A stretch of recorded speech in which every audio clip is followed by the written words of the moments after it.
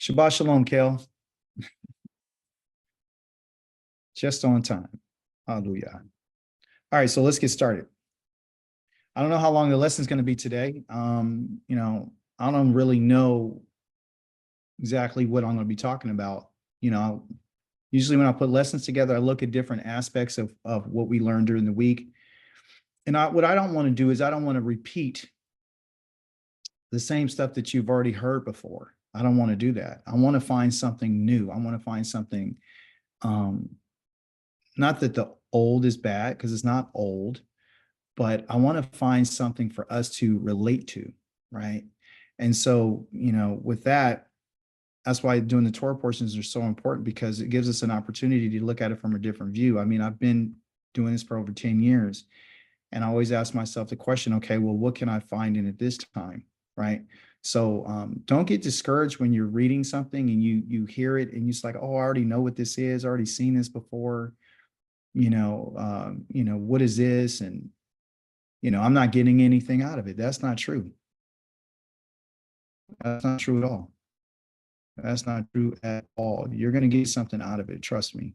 Okay. Can you guys see my screen? Yes? All right. Praise the mighty Yah. This week's your Torah portion was called YHWH. YHWH. Okay. And what it means, as you see in the title here, it is that an I appeared. There are some Torah portions that say, and he appeared, and he appeared, versus and I appeared. So you have a YHWH, a YHWH, and then you have a YHWH. Okay. YHWH. So in every case, it's about something or someone appearing, okay, a person, right? And either a human being, and in this case, it's the Most High.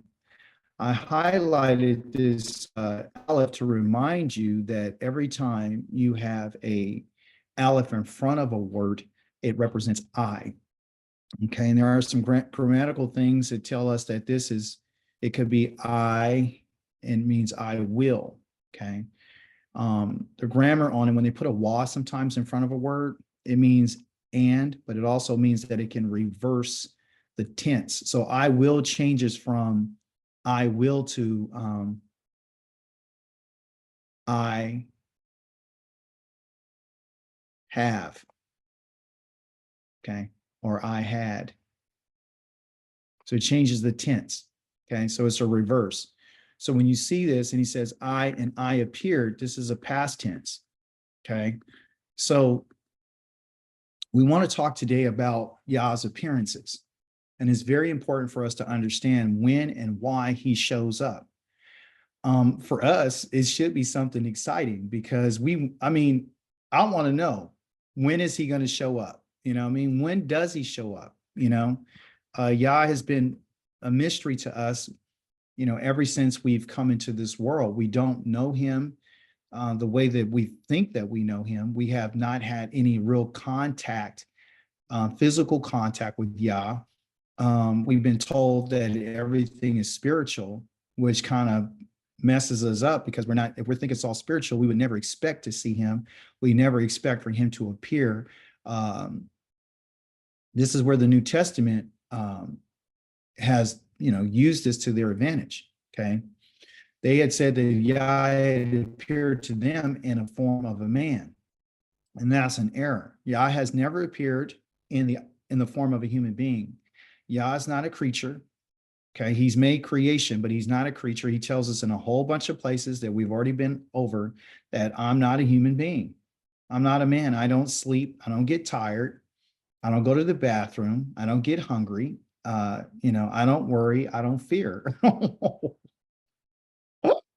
And that within itself is someone that is worthy of our attention.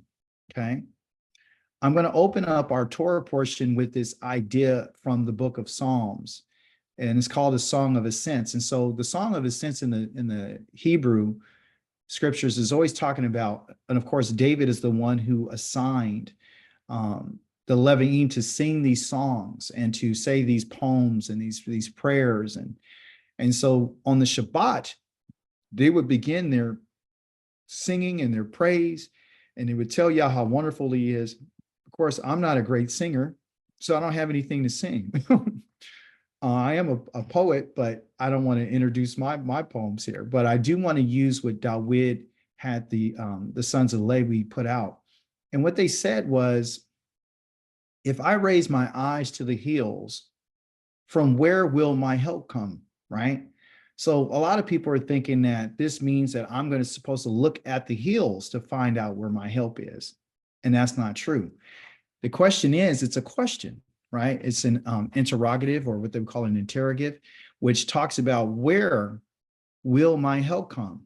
If I was to look at the hills, if I set my eyes to the hills, then from where will my help come?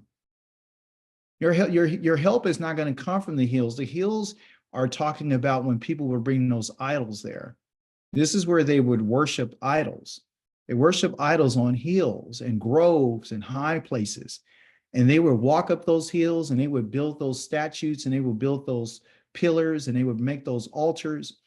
And as we've been learning, the Most High says, when you go into the land that I'm telling you to go to, I want you to go to those hills and those mountains, and I want you to destroy those idols, right? Because our help is not going to be found in idolatry. Our help is only going to come from the Most High, okay? And when we talk about Yah giving us help, what we're talking about is Yah is going to appear. I'm sorry for laughing. I get excited. My help comes from Yahweh. This is what this psalmist is saying. My help comes from Yahweh, right? And he's talking about this into all the children of Israel, all of Jerusalem. Everybody's hearing these words. And Yah is the maker of the heaven and the earth, and he will not let your foot slip. See? So now we see that the writer is saying where his help comes from, right? And then he tells he will not let your foot slip. So this is not just talking about the individual that's writing it, is literally directing this prayer and this psalm to us, letting us know as individuals that you and I should put our hope and our faith and our trust in Yah, because your help is only going to come through Yah, the maker of the heaven and the earth. This is significant because everything that you and I see and we experience, what we taste, what we touch, what we hear, what we smell, it's all because of Yah. Yah has made the heavens and the earth, and he's made everything that's in the earth. Not only has he made it, but he's in charge of its maintenance. He feeds it. He puts everything on a schedule. Everything is, controlled by his command. So who we're dealing with is not the one that a lot of us have been told. See, we're thinking that, he's a man and he's going to understand some things and he's going to be like us and so forth and so on. And that's not true. Of course, you go to my series on Facebook, it's not true. That's what I do. Because your guardian, go ahead and put your device on mute. Thank you. Your guardian is not asleep. Your guardian doesn't sleep. Yah does not sleep. Again, he's not a human being. Okay. He's always watching you. Why is that important for us to understand? Why is it important for us to understand it? The guardian of Israel never slumbers or sleeps. Well, according to our Torah portion, we see that Yahweh was consciously available and mindful of the situation that was going on in Mitzrayim. While everybody else was sleeping, because, we as human beings, we need to sleep. Me personally, I suffer sometimes from insomnia. Sometimes I don't get any sleep. And boy, I tell you, it's the worst thing in the world. Okay.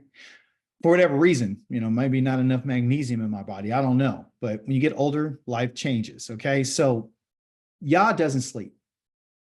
During the problems that Israel had, they had moments where they could sleep, and there's moments probably they didn't because of their anxiety. We know that Pharaoh was sleeping. We know that his officials were sleeping. Everybody's sleeping.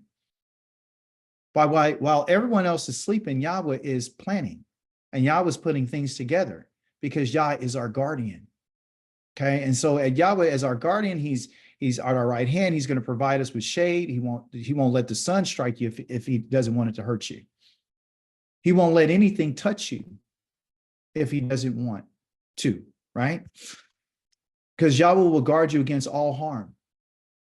and he will guard your life, and Yahweh will guard your coming and going from now on and forever. That is a psalm of Psalms 121, verses 1 through 8. Okay, so I wanted to open up talking about that because in our Torah this week we found out how Yah has begun this mission, or this appearing to the children of Israel. Okay, in his appearing to Israel, he mentions this in our Torah portion. He says that I appeared, right? He's appearing to Abraham, Yitzchak, and Yaakov. When you hear the names Abraham, Yitzchak, and Yaakov, I want you to always remember the word called covenant. I always want you to remember what they would call a covenant, or what they would call a promise. Okay, always remember that. Always remember covenant. Always remember, this idea of Yah saying, I had made an agreement. I made an agreement with these individuals right here. Okay, I made it with Abraham, I made it with Yitzchak, and I made it with Yaakov. I'm in contract. Okay, contract. Okay, so Yah tells us about himself. I'm in a contract. And my contract, right, which is my agreement, is based upon what I said. Okay, but they never would have received what I said if I never appeared to them. So part of my agreement with you is, before I make any kind of contract with anyone, I will always appear to them and I will tell them what it is. Okay. When I say that I appeared, he's not talking, like we would think that he came down as a man in Genesis chapter number 18. Yah has representatives that will come on his behalf. The Most High is a king and he sits on his throne. So what he would send, somebody tell me, what would the Most High send in his place to deliver a message? If you were a king, well, who would you send? A Moloch, messenger. And it's a Moloch. Thank you. And a Moloch is what? A Moloch is a messenger who delivers a message on behalf of the one that they're walking for. Okay. And what you have in that word Moloch is a mem, a lamed, and a kaf. Okay.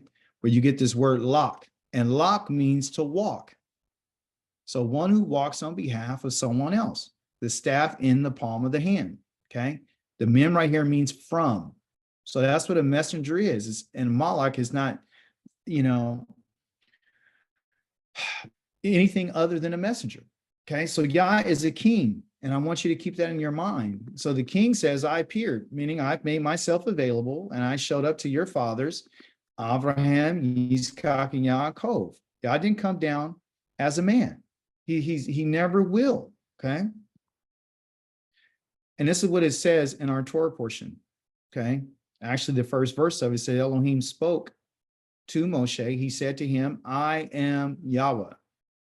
I appear to Abraham, Yitzchak, and Yaakov as El Shaddai, although I did not make myself known to them by my name, YHWH. Okay, let's stop right there for a second. So when we read in our text, you always will hear it says, and they made an altar to Yahweh, and they did this for Yahweh, and Yahweh appeared, and Yahweh this, and Yahweh that. The thing is Abraham, Yitzchak, and Yaakov, and Noach, and Shem, and Ham, and all of them, right, knew Yahweh's name. They knew his name, but they didn't have an intimate relationship with him by that name. Okay? What I mean by that, what's in Yah's name is salvation. What's in Yah's name is redemption. Okay. And I'm going to show that to you.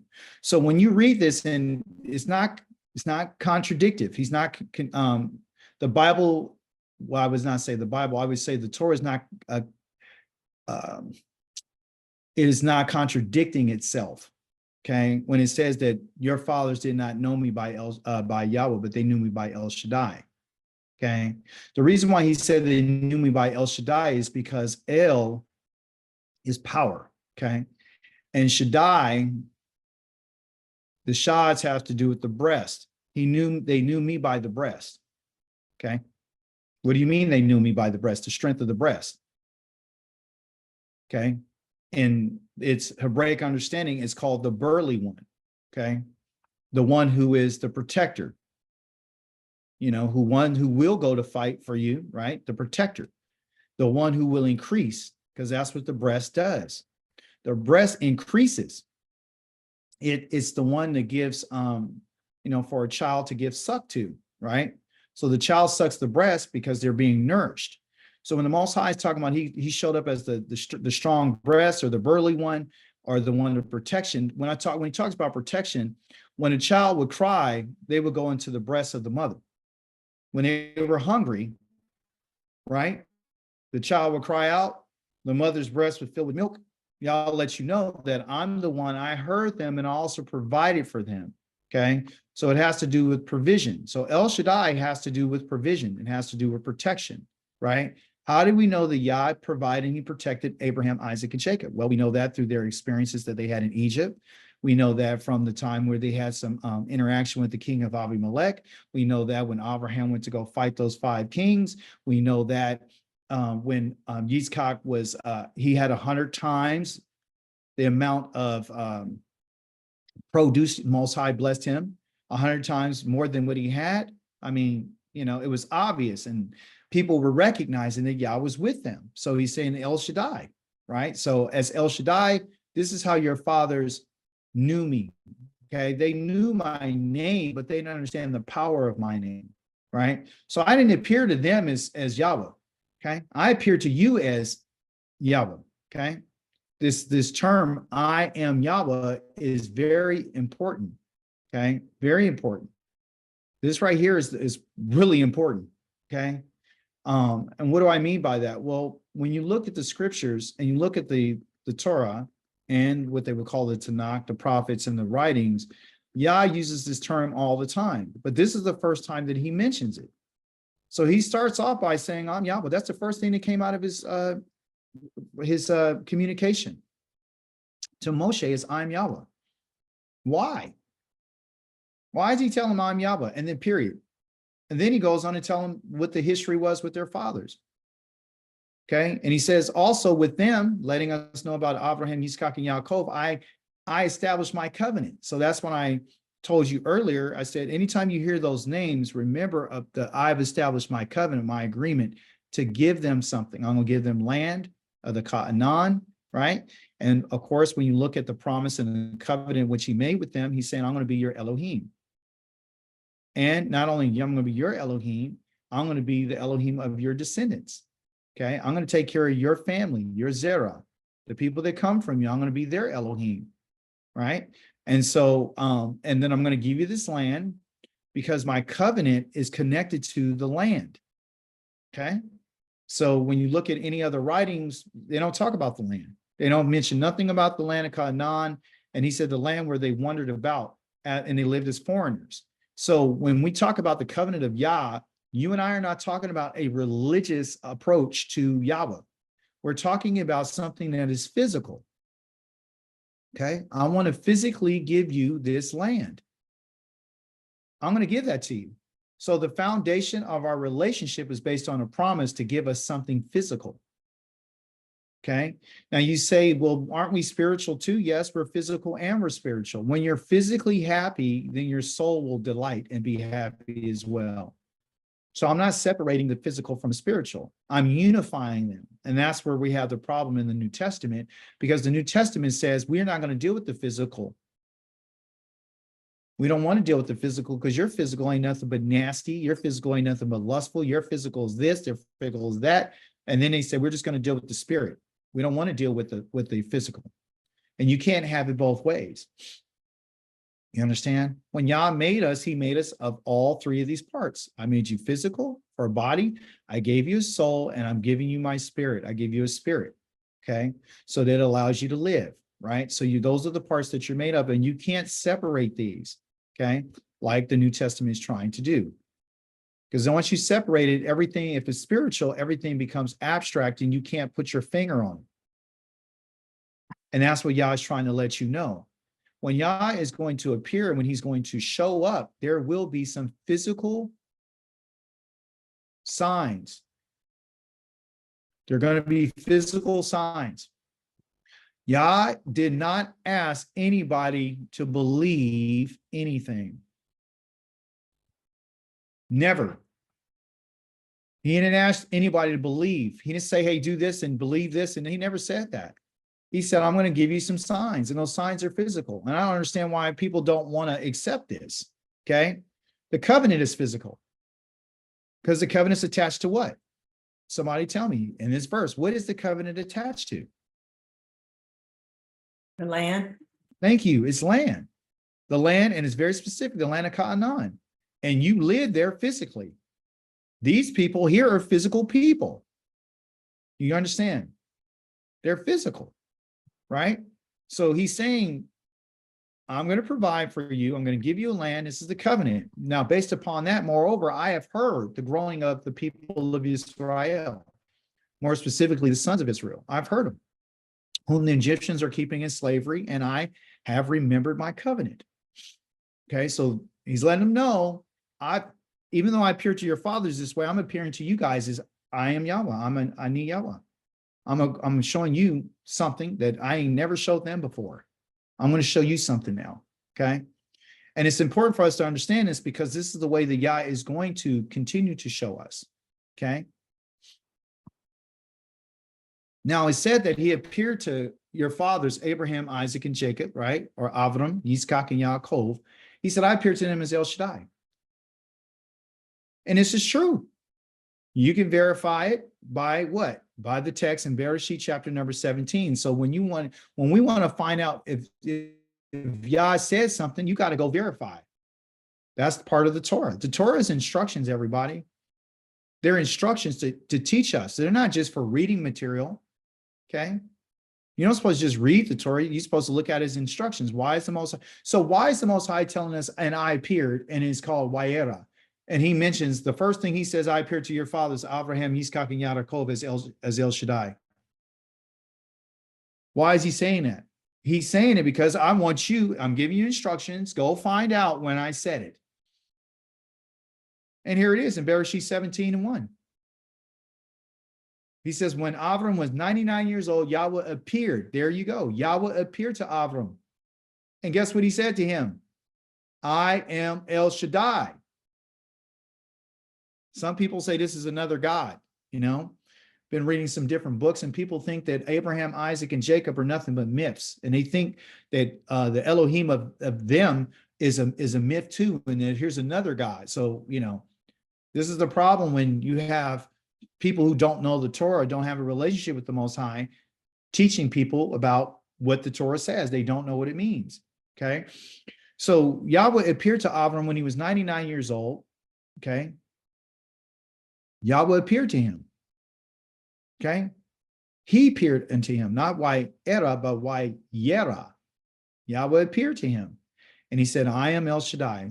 So now Yahweh is mentioning this in our Torah portion in 6:2 of Exodus. Okay. So I asked the Most High, well, why did you mention this? Because I want you to go back and read this. Why? So you can find out that I said I'm El Shaddai? No. I want you to get the command. Somebody tell me, what's the command?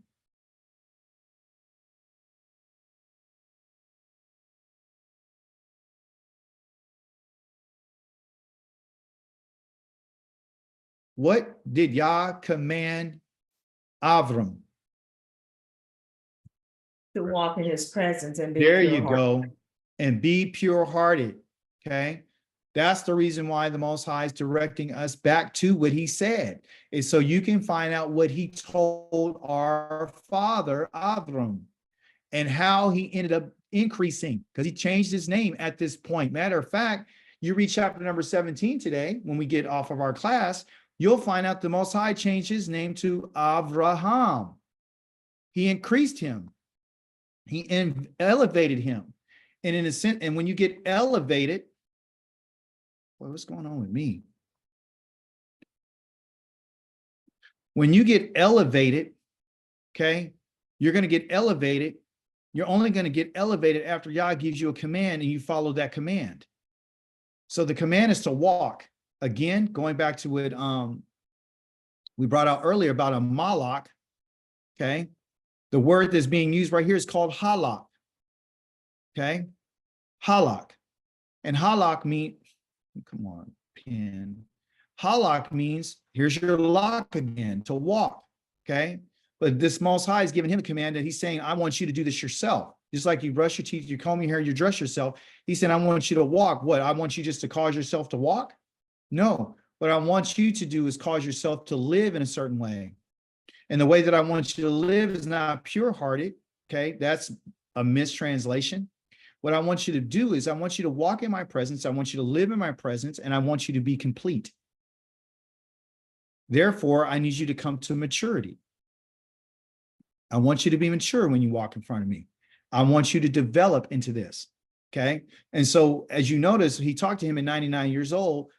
It was several years later when he had Yitzchak that he brought him up to the mountain Moriah, and then he tested him to find out if he was going to be worthy of the covenant and the promise. Right. So I want you to begin the process of going into maturity, because the only way that a person is going to able to come to the fulfillment of their covenant and their promise with Yah is when they come to the maturity, when they ripen up. Okay. When you ripen up. Okay. So when you talk about ripening up, you're talking about a fruit, right? And you're talking about how things have to go through a process, in which we always talk about a process of development. Okay. So Yah doesn't take anything if it's not ripe. He's not going to take anybody if they're not mature. He's not going to take anybody that's not, willing to live for him, to have a life that's going through the process of being developed the right way. That's what he was saying to him. He wasn't saying walk before me. That's an abstract religious term. Walk before the Lord. No, he's not talking about that. He's talking about live in front of me in a way that allows you to go through your process and become mature. Okay, so the Most High directed us there in order to bring us to, before we talk about him appearing, he wants us to understand that I'm coming at a time when you've come to a time of maturity. Okay, when things, and in this situation, when we're talking about Israel and we're talking about their grief and we're talking about their mourning and we're talking about their pain and their suffering, they suffered for hundreds of years. So it was at that time, okay, like a time of reaping. Okay, so the Most High is telling us when something is right, I'm coming to get it. It's time to reap now. So when Mitzrayim was doing what they were doing, how many years did they kill the sons of Israel, their males, and throw them into the river? How many years were they beaten? How many years were they crying out? We talked about this for a long time. Okay, so it's a time issue. So when we talk about Yah appearing, we're talking about Yah is going to appear at a certain time.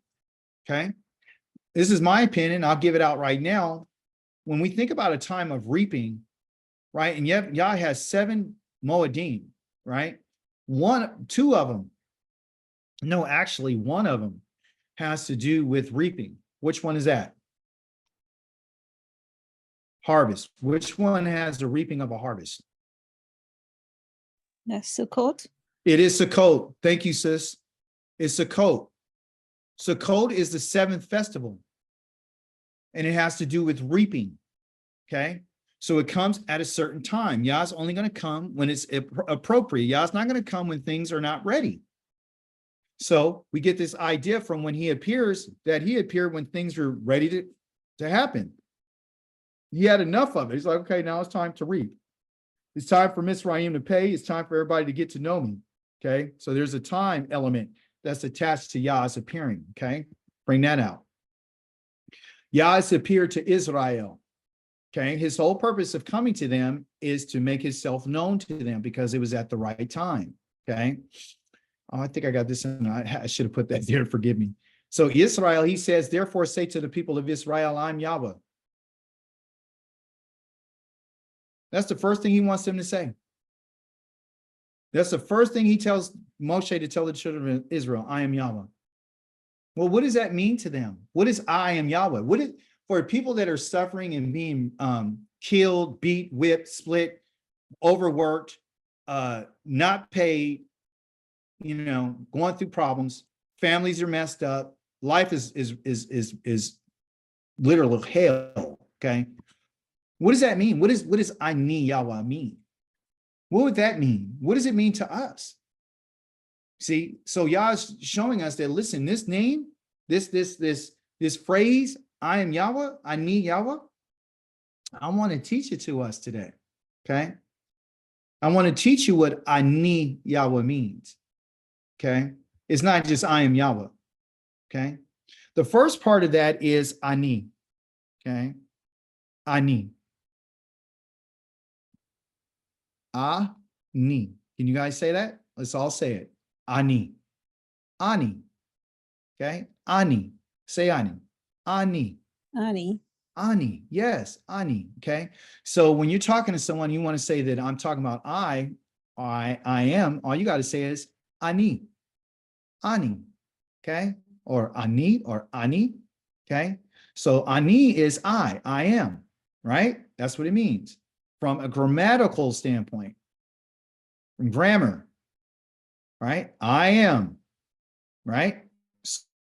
So, and there's another word called Anoki, but we'll get into that later. But I want to tell you about the first part of when Yah says I'm Ani. Okay. What does the Aleph mean?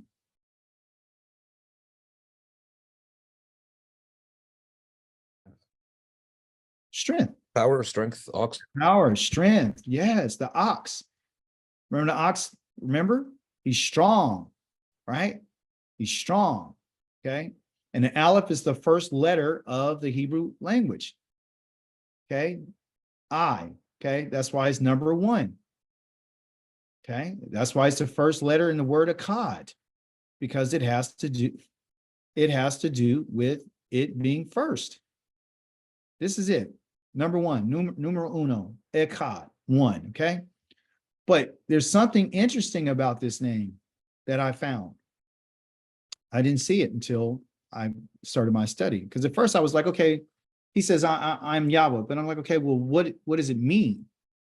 What does it mean, Ani? Okay.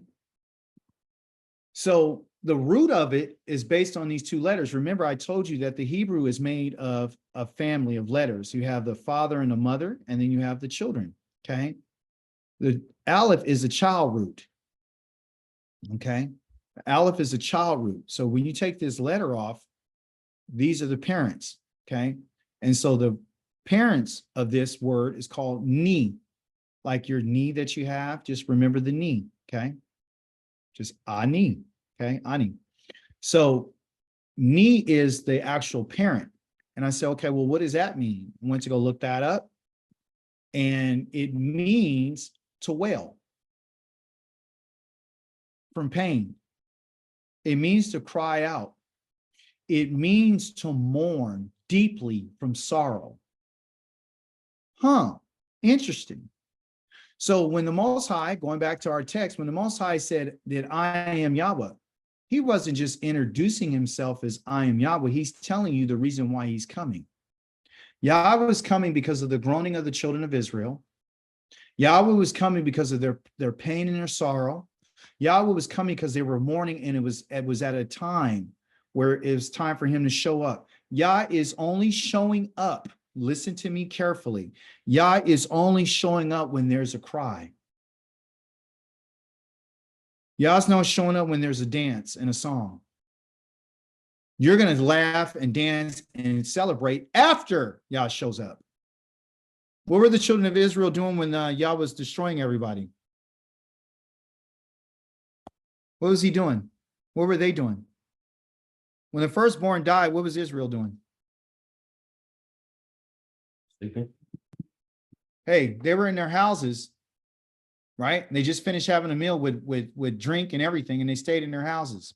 They were feasting. They were feasting. When the lights were cut out in Egypt, which we're going to get into next week, whose lights wasn't cut out?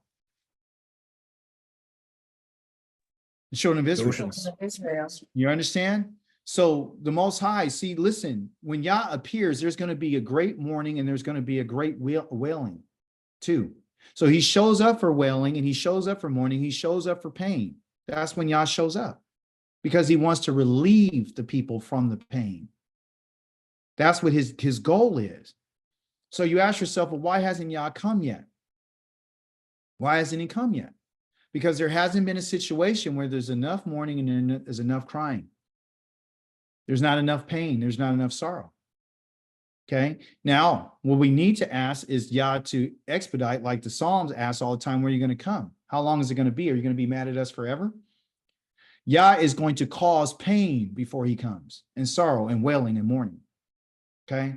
In our Torah, he says this after he mentions the name. See, because guess what? We're not a religious group of people. We're trying to understand what Yah is saying. Yah says, therefore, say to the people of Israel, I am Yahweh. I need Yahweh. Okay.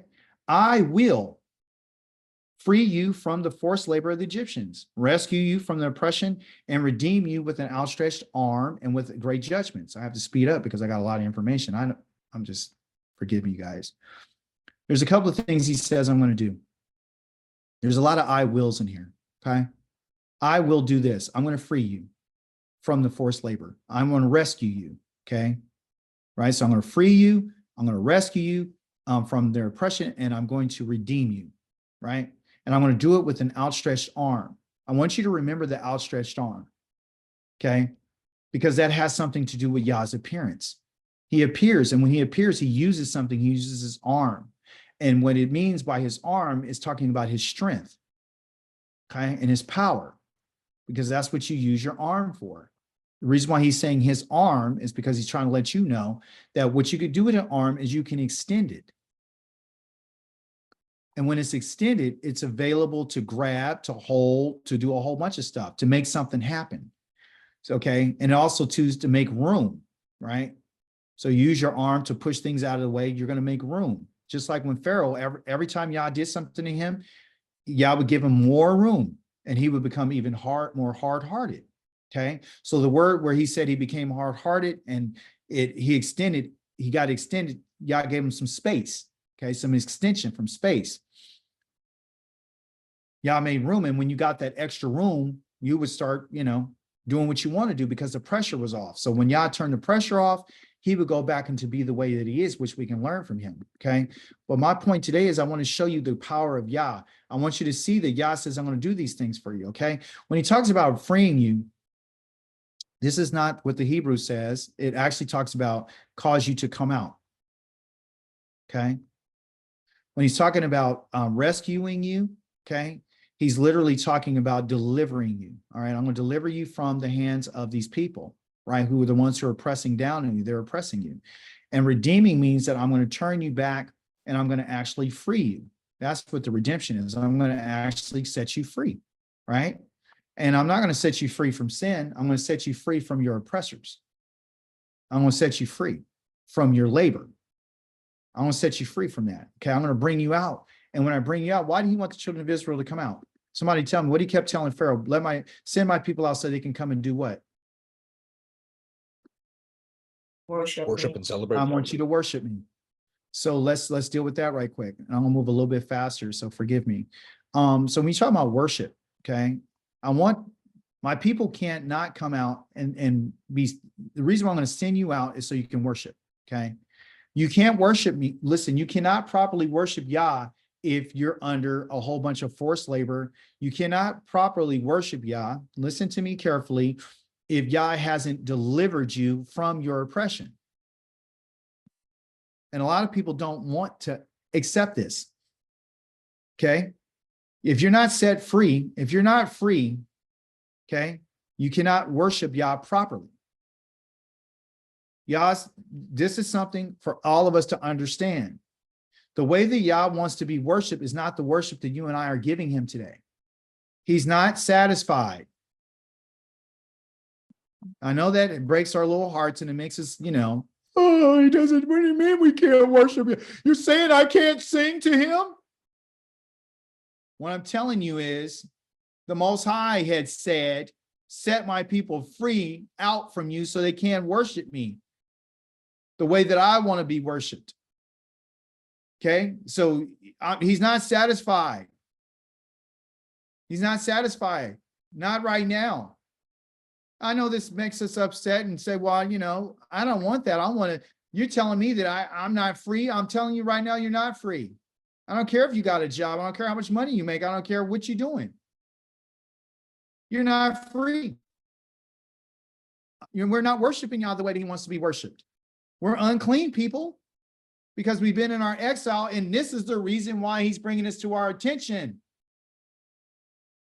to let us know that things for you need to change. And I want you to know that I'm going to appear to you so I can make that change. But those things have to happen. You have to be set free. You have to be brought out. When you're not brought out, you're not free. When you're under a job that if you don't show up, you don't get any money, you don't get any money, you don't get no food, you don't get no food, you lose your house, you lose everything, your car, your transportation. Why are we playing games? Recognize where you are. Y'all sent us here to tell us this is where you're at.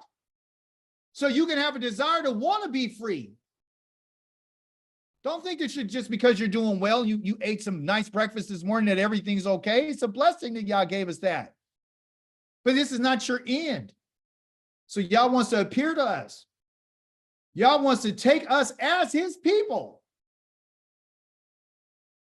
Right now, you and I belong to the United States of America or Canada, wherever else you are. You're under them. They choose where you can go. They say when you can do this and when you can do that. They tell you how much money you can make and how much taxes you got to pay. They're the ones that are in charge right now. You're under their authority. Yah has to bring you out in order for you to be his people. Listen carefully. It's not that you're not his people. Right now, you're being governed by some other power. A power of oppression, not a power of freedom. Then you will know that I am Yahweh, that I need Yahweh. When I've heard your mourning and your wailing and your crying, and I've come to set you free. And I'm not talking about spiritually. You know, you're delivered from your sins that you're still dealing with, and the people around you are still stealing. Stores are being locked down right now. You can't even go get some shampoo off the shelf where I live because people are stealing so much they got to lock the stuff up. This is not conducive to us as a people. And Yah has done it. So he wants us to recognize when I appear, you're going to know it. Then you're going to know. After I do all these things for you, then you should know. Why is he saying it? Because the New Testament told you that you're set free from your sins and that he is your Elohim and you have nothing to worry about and you're still in bondage. You're still calling on the name of another God. I'm not talking about people on my class. I'm talking to the people going to be looking at this video. Wake up. Yah has not did the things that he said right now for us. He hasn't taken us as his people. He hasn't been our power right now. He hasn't freed us. He hasn't done any of these things yet. He even tells you, then you will know. Israel, because this message was sent to the children of Israel by the mouth of Moshe. This is what you shall know. But guess what they said? Hold on. He said, I will bring you into the land. Then you'll know. I will bring you into the land. Then you'll know, which I swear to give to Abraham, Yitzchak, and Yaakov, reaffirming the covenant I made with them. I will give it to you as an inheritance. Ani Yahweh. I have heard your groaning and your cry. But don't make the mistake of thinking I've done something for you, and don't go around telling people I've done something I haven't done, because you make me look like a fool. And you make yourself look like a fool. I need Yahweh. When you're talking about I am Yahweh, I'm talking about everything that goes along with that name. I'm talking about deliverance. I'm talking about being brought out. I'm talking about you worshiping me properly. I'm talking about you being set free from your oppressors. I'm talking about you going back to the land. I'm talking about me fulfilling my covenant I made with Abraham, Yitzchak, and Yaakov. Don't you call me no liar and say that I've done something for you and you are not in the land that I promised your fathers. How dare we say that Yah, we're worshiping Yah the proper way? How dare somebody say that they're a Levitical priest? We're confused because we don't know who Yahweh is. Shemot chapter number 6, verse number 9. Moshe said this to the people of Israel, everything we just read. But they wouldn't listen because they were so discouraged. Their slavery was so cruel. I highlight that word discouraged because what it means is that they were so short. It has to do with a cutting instrument, cutting a grain all the way down to the ground where it's very short, there's nothing left. That means they didn't have any patience left. They were very short. When he said this to them, they didn't want to hear it. They didn't want to hear it. Like a lot of people today don't want to hear what I'm talking about when the Most High says that then you'll know. A lot of people in your family don't want to hear nothing you got to say because they're so short. Don't have no space for it. Don't have no room in their life. They're so busy with everything else that they're doing, they have no time for hearing what you have to say about what Yahweh said about I'm coming. They didn't want to hear that Yah says I'm appearing. They didn't want to hear it. Why? Yah tells us something about his people. It's very strong language. It is because my people are foolish. They don't know me. They do not know me. They are stupid children. They're Scottish without understanding. They're wise when it's doing evil, but they don't know how to do good. What do you mean they don't know me? Yah's appearing is to make people know him. That's the goal. Yah wants Israel to know him. Yah wants Egypt to know him. He says, your fathers didn't know me by this name because I didn't have to do what I'm going to do for you, for them. That's why he's saying I appear to El Shaddai. They don't know me like this, but you're about to know who I am. I'm going to show it to you. Yah wanted Egypt to know him. Therefore, he did the signs and he did the wonders. But I will make him hard-hearted, talking about Pharaoh. Even though I will increase my signs and wonders in the land of Mizraim, Pharaoh will not listen to you, just like the children of Israel. Then I will lay my hand on Egypt and bring my armies, which is my people, the sons of Israel, out of the land of Egypt with a great axe of judgment. Then, when I stretch out my hand over Egypt and bring the people of Israel out from among them, the Egyptians will know that I am Yahweh. Then they'll know I need Yahweh. See? So it has to do with Yah stretching out his hand, stretching out his arm, bringing signs and wonders, bringing great acts of judgment. That's how we're going to know Yah. You're not going to know him from Peter, James, John, and Timotheus and the rest of them people, Titus, Philemon in the book of Ephesians. You're not going to know him from that. Those people are lying. Yes, I will distinguish between my people and your people. And this sign will happen by tomorrow, talking about the sign at the gate of Pharaoh. Yah's making a distinguishment between his people and your people. See? So when Yah comes to get us and he appears, he's going to make a difference. He's going to show who's appointed to be my people. Has Yah made any differences right now that anyone can really see besides you and I who are saying that we're keeping the Shabbat? Has he really shown the nations? Not just you and I. Has it been known to the nations? Has your oppressor know for sure that you are the children of Israel? No. If that hasn't happened, Yah hasn't appeared. That's the reason why he's saying this, because I'm trying to let you know that don't fall for the okie doke of these people telling you that I showed up over 2,000 years ago and let these people do what they did to you. And now we're still good. And then when you die, you go have eternal life and that's your reward. No, because Yah wants to show up. That's what he loves doing. Listen what he says. By now, he's telling Pharaoh this. By now, I could have stretched out my hand and struck you and your people with such severe plagues that you would have been wiped off the earth. But it's for this very reason that I have kept you alive, to show my power. See? And so that my name, I mean, Yahweh, may resound throughout the whole world or the whole earth. That's the purpose of Yah appearing. Yah's purpose of appearing, everyone, for us is to understand that he is going to show his power.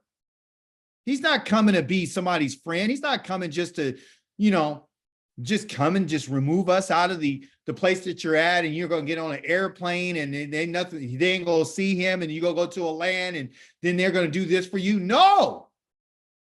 Yah is coming to show his power, so that my name, which is associated with my power, will resound throughout the whole earth. I'm going to do everything I'm doing so the world will know who I am. I've kept you around for this very reason. So anybody that's an oppressor of an Israelite, you need to be on notice today. The reason why you haven't been wiped off the face of the earth yet is because Yah hasn't shown his power yet. He's going to show his power in you. When he decides to move on our behalf, he is going to show the world who he is. Yah wants to appear to humanity, not just Israel, not just Pharaoh in Egypt, but to all humanity. This is Yah's goal. Remember, he says, so that my name may resound throughout the whole earth. I could have wiped you guys out a long time ago. I didn't, because I want to use you for a reason. I'm using you to show my power. Why do you want to show your power, Yah? So my people can know my power, so they can know me.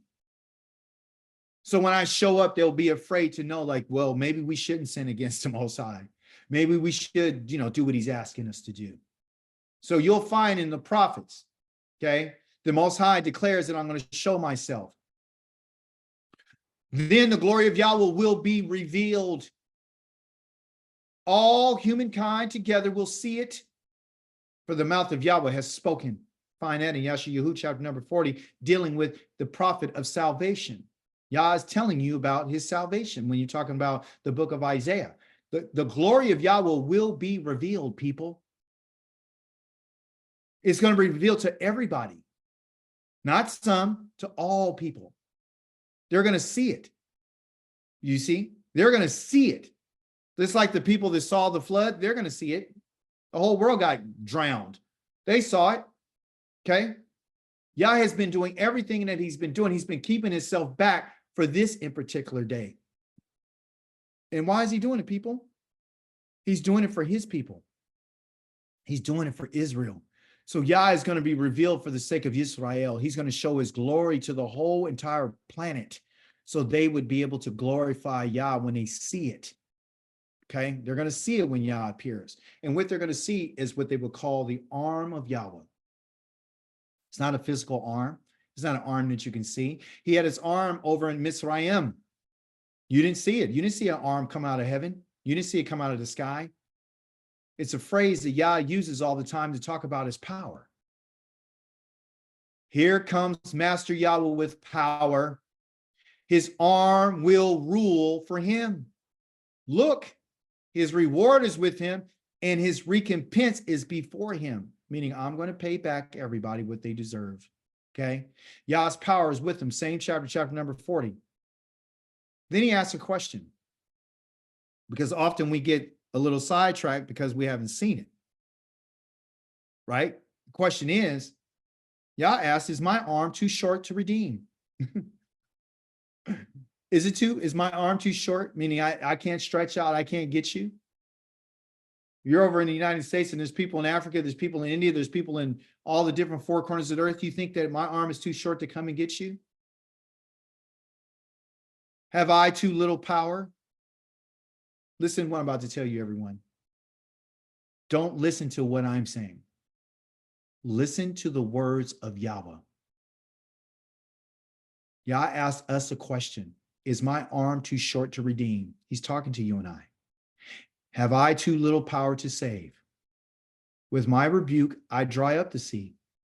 I turn rivers into desert. Their fish rot for the lack of water, and they die for thirst. I dress the heavens in black to mourn and make their covering sackcloth. Pay attention to me, my people, my nation. You listen to me. For the Torah will go out for me. I will calm them with my justice, which is righteousness, as a light for the peoples, and my righteousness is at hand. My salvation goes out, and my arms will judge the peoples. The coastlands are putting their hope in me, trusting in my arm. In the Akeret Hamayim, the mountain of Yahweh's house will be established as the most important mountain. It will be regarded more highly than other hills. And all the Goyim, the nations, will stream there. Many peoples will go and say, come, let's go up to the mountain of Yahweh, to the house of Elohim of Yaakov. He will teach us about his ways. We will walk in his paths, for out of Zion will go forth Torah, the word of Yahweh from Yerushalayim. He will judge between the nations, arbitrate for many peoples. Then they will hammer their swords into plowshares or plow blades, and their spears into pruning knives. Nations will not raise swords at each other, and they will no longer learn war. Yah is telling us, when I come and I appear, the Torah is coming out for me. There will be no more war. There won't be any more fighting. There will be none of these things. So again, this is another witness to us that Yah has not appeared. We understand that the Torah has not gone out. We understand that the nations haven't come and said, let us go up to Yahweh. So if the New Testament is correct, or if the Quran is correct, then why hasn't this happened? If Christ is the Savior that they say he is, then why hasn't this happened? Why is there still war? There's war today, right now. People are dying. Thousands of innocent people are being put to death by the so-called people that call themselves the children of Israel. But Yah tells us something. I want need you to raise your eyes towards the skies. I need you to look at the earth below. The skies will vanish like smoke, and the earth will wear out like clothing. Those living on it will die. My salvation will be forever, and my righteousness will never end, meaning his justice. I need you to listen to me. Don't listen to anybody else. Listen to me. You know righteousness. You who know righteousness, not justice, righteousness.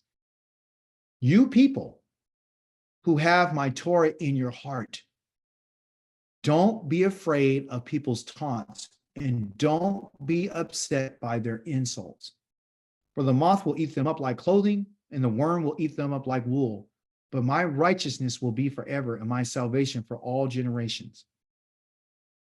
You who have my Torah in your minds, understand that what you're going through right now with people taunting you, people making fun of you, insulting you because of what you believe, ridiculing you because you keep the Shabbat and you don't go to their holidays, all those types of things, understand what's going to happen to them. Okay? They're all going to die. They're all going to die like flies. They're just going to die. Okay? And I'm going to remove them. It's in the same text. I'm going to remove them. Okay? From the earth. They're going to vanish. But I want you to turn your eyes. So Yah's telling us, when you look, when Yah's giving us a forecast about when he comes and when I appear, I want you're going to raise your eyes towards the sky. And you're going to look at the earth. And what you're going to see is that the skies are going to vanish. They're going to vanish. And the earth will wear out like clothing. And those who are living on it are going to die when Yah shows up. Okay? And his salvation and his righteousness is forever. And the righteousness is found in the Torah, because he said the people that are seeking me, those are the ones who are righteous. Okay? So he says again to us, listen to me. You people who have my Torah, you who have my instructions, don't be afraid. Like the children of Israel were afraid in Mizraim, I don't want you to be afraid. And don't be upset. by what they're saying. For the moth will eat them up like clothing, and the worm will eat them up like wool. That means they're going to be devoured. But my righteousness will be forever. My justice will be forever. Okay. My salvation for all generations, for those who trust in me. And so when he says this, if you notice, we're still in the same chapter, chapter number 51, verse number 7 through 8. Now we're in chapter number 51, verses 9 to 10. Yah introduces his arm. It says, awake, awake. So the arm of Yahweh is being told to be awakened and is told to clothe itself with strength. Okay. Awake as in the days of old, the days of old as in ancient generations. He's going to tell you about the days of old. When it says awake, awake, he's telling you that I'm going to the same arm that came in the ancient generations is the same one that's coming. Okay. Wasn't it you who hacked Rakav talking about Mitzrayim, Egypt? That's Rakav to pieces. And who pierced the sea monster? The sea monster is Pharaoh. Okay. Wasn't it you who dried up the sea, talking about the Red Sea and the waters of the great deep? You made the sea bottom like a road for the redeemed to cross, the ones that he used his arm to get. See, so now a command is given to the arm of Yah. He's giving a command to the arm of Yah, telling it to awake because now it's time for him to go and do the work that he's going to do again. Okay, same chapter, talking about don't worry about the people that are taunting you or none of that. So that's the reason why he said don't worry about people taunting you, because I'm about to show them the arm. And he's telling us, don't worry about it, you who know righteousness. Because the only way you can know righteousness is through the Torah. When you see the sky and it vanishes, then you know the arm of Yah was here. Okay? That's when you're going to know. Okay? Same chapter, talking about the arm of Yahweh. Those ransomed, those who've been set free, those who've been redeemed by Yah, right, will return and come with singing. Going back to what I mentioned earlier, when you're in a place of mourning and grief and distress and pain and sorrow and wailing, Yah's arm is going to appear at that time. Once his arm appears, after he finished ransoming you, like he told the children of Israel that I was going to do, then you will return and come with singing to Zion, because now you're ready to worship, and you're ready to worship in the place that Yah told us, in Zion. The place of where you and I are supposed to bring our offerings is in Zion. The place of singing is in Zion. The place where the songs were sung and songs of ascent were in Zion. They're all there. The festivals were held at Zion. Okay? The priests were at Zion. The house of Yahweh was at Zion. The king of Israel is in Zion. On their heads will be everlasting joy. They will acquire gladness and joy, while sorrow and sighing will flee. Because at that moment, you're now available and ready to rest. When you're in sorrow and you're sighing, it's because you need some relief. So you're desiring rest, even found in the name of Yahweh himself when he says, I need, right here. He's telling you that I hear your mourning and your crying. Also, what's associated with his name is to bring you to rest. That one of me guiding you, I'm the one who's going to guide you, and I'm going to bring you out so you can come out. Okay, I'm going to bring you out so I can bring you to Zion. That's what I'm going to do. I'm going to bring you to Zion. Only the people who are righteous and only the people that follow the Torah are the only ones that are going to Zion. I don't have a slide up here, but the Most High told Zion, the uncircumcised and the unfaithful and the wicked are not going to ever enter in to you again. So this city, the city of Zion, is Yah's hill, is his mountain, where you and I are going to return when Yahweh appears. Check this out. Same chapter. Yeah, yes. I am the one. I am the one who comforts you. Okay. So now this is going to get a little heavy. Right. So when Yahweh reveals his arm, everyone, okay, because remember, we're talking about, he said, wake up, awake, awake, arm of Yahweh. Okay. Verse number 9. Okay. Same chapter, verse number 12. Yes, yes, am the one who comforts you. Talking, Yahweh's talking to us. He said, I'm the one who's going to comfort you. I'm Ani. I'm the one who's going to comfort you. And so we understand when Yah gives his arm, he's telling us that my arm is to bring you comfort. Like when I came to deliver the children of Israel out of Egypt, I came to bring them comfort. I came to bring them to rest. I guided them out of the place of their torment and their oppression and their sorrow and their pain to bring them to rest. So they can rest in pastures, and like a shepherd that leads his sheep out of turmoil and out of being afraid. This is why he's always saying, why are you afraid? Like a sheep is afraid of a beast, you're afraid of a man. Because he's saying this man is going to die. That's why you shouldn't put your trust in a man, because Yahweh says, cursed is everyone who puts their trust in a man, because a man is going to die. Of a human being who will wither like grass. I don't care if you try to make him into God. He's still a man. He still went to the bathroom. He still got sleepy. He still got tired. He's a man. And he did wither. He got nailed to a cross. Your Elohim will never be nailed to a cross. His arm is not too short to save.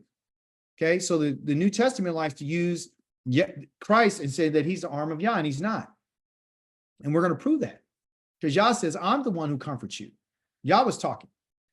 Okay, and I'm going to comfort you by my arm, right? I'm going to reveal myself through my arm. I'm going to appear.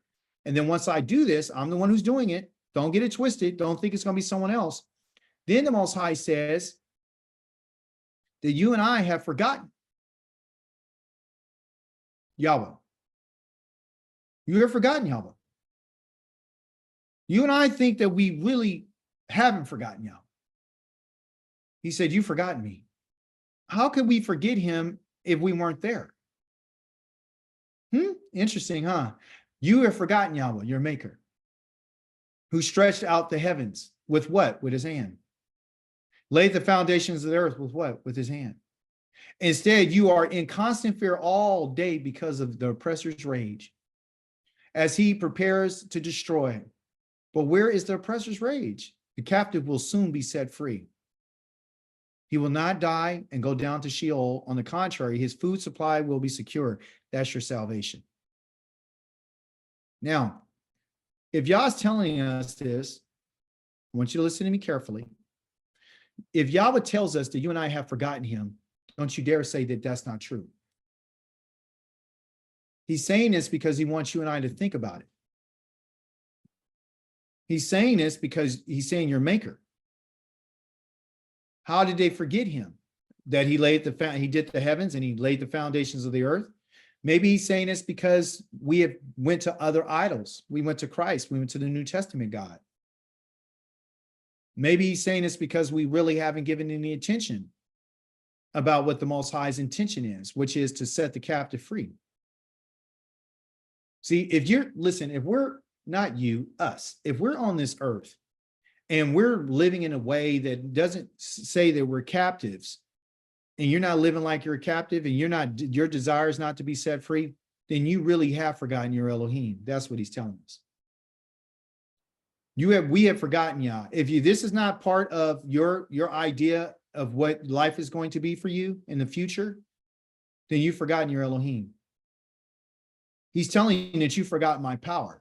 If I'm the one who laid the heavens and I stretched out the heavens, that the heavens that you see today, that has the sun, the moon, and the stars in it, I'm the one that the rain is falling out from, and you forgot me, and you forgot that I'm the one who laid the foundations of the earth in which your house is sitting upon, and that your food grows out of, and the people are driving around on their cars, and animals are lurking and living in. If you forgot that, then you've forgotten me.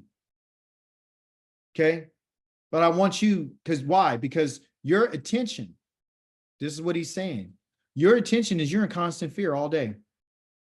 You say, no, I'm not. I got a good job. Let me tell you something. Don't show up to work tomorrow and the day after and watch what happens to you. Watch what happens. Watch what happens if somebody decides, if you're a business owner, somebody decides that they don't want to come to your business no more because somebody lied on you and said something that wasn't true. You can't put your trust in men. When he's talking about you fear all day, this is something that you and I are not aware of. We've actually blocked this out. You figure that you're not afraid. Yes, you should be. You are afraid. You are. You just blocked it out. How do you block it out, Akikai? Well, you block it out with, entertainment. You block it out with, doing other things. You don't really want to know that you're a captive. That's far beyond. You made it. I don't need to deal with that. I'm good. I'm retired. I got this. I got that. I got this. I'm doing here. I'm doing that. You're denying the fact. You're forgetting your Elohim. You're forgetting that Yah says that I'm going to deliver you. You're forgetting these things. So what we do is we block this out. We block out their rage. They can cut the food supply off tomorrow and you would be starving to death. And there's nothing you can do about it if you don't have your own food, which is your own land. This is the reason why the Most High said that the captive will soon be set free. He will not die and will not go down to the grave. On the contrary, his food supply will be secure, because that's what life is. Life is about eating food. And I'm talking about good food. Okay. A lot of people don't want that. They want the religious. They want the bread that came down from heaven. They call it Christ. They don't want this bread. You understand? The bread the Most High gave us is his instructions, his Torah. Well, listen what Yah says. Remember, he says, you've forgotten me. Listen what he says. He says, because he loves me, I will rescue him. Because he knows my name, I will protect him. He will call on me and I will answer him. I will be with him when he is in trouble. I will extricate him and bring him honor. I will satisfy him with a long life and show him my salvation. Why? Because he loves my name. You have to love Yahweh's name. So what is it? Do you just love saying YHWH? What do you love? What do you love about Yah's name? Do you love his name? If you do, what does it mean to you? Well, here's the deal. If you understand what Ani Yahweh means, you'll understand that Yah says, I'm going to rescue him. Just like he said, told the children of Israel, you ought need to understand, I'm going to bring you out. Because that's where your attention is directed towards this name. Because if you know this name, you won't put on the name of Christ. And you won't say that Christ, JESUS, is your master. Because this guy right here, he did nothing for you.